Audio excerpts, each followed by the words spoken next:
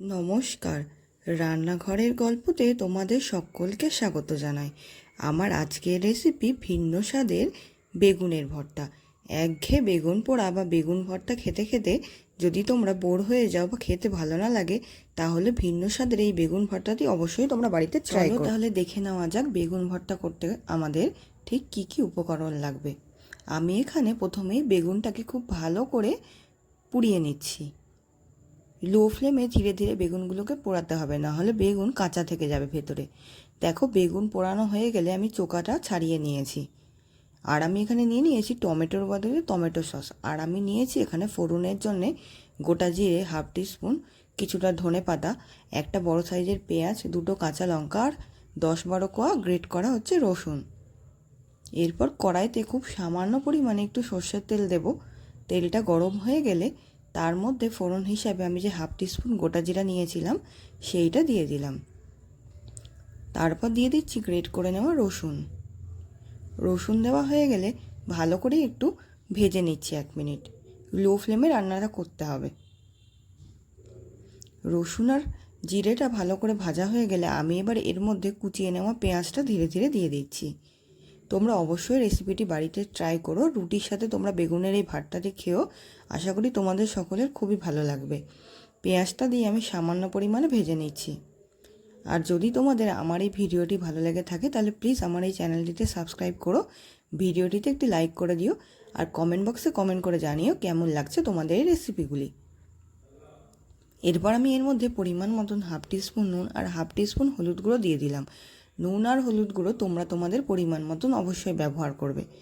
নুন আর হলুদ গুঁড়ো দেওয়া হয়ে গেলে আমি সামান্য পরিমাণে নাড়াচাড়া করে নিচ্ছি। তোমরা যদি আরও বেশি ঝাল খেতে চাও তাহলে এর মধ্যে কাশ্মীরি লাল লঙ্কার গুঁড়ো ব্যবহার করতে পারো। ভালো করে নাড়াচাড়া করা হয়ে গেলে আমি এর মধ্যে কাঁচা লঙ্কা ছড়িয়ে দিচ্ছি। কাঁচা লঙ্কাগুলো দেওয়া হয়ে গেলে যে সামান্য পরিমাণে ধনেপাতা আমি নিয়েছিলাম কুচিয়ে নিয়ে, সেগুলো আমি এর মধ্যে দিয়ে দিচ্ছি। সবগুলোকে এবার ভালো করে নাড়াচাড়া করে 2 থেকে 3 মিনিট লো ফ্লেমে ভেজে নেব। খুব বেশি বা খুব কম ভাজার দরকার নেই, সামান্য পরিমাণে ভাজলেই হবে। খুব ভালোভাবে এগুলোকে নাড়াচাড়া করে আমি সামান্য পরিমাণে ভেজে নিচ্ছি।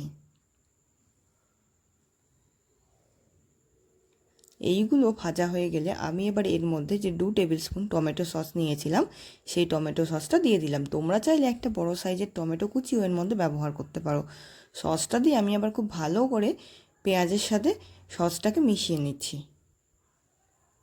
ভালো করে মেশানো হয়ে গেলে 3 থেকে 4 মিনিট লো ফ্লেমে ফুটিয়ে নিতে হবে।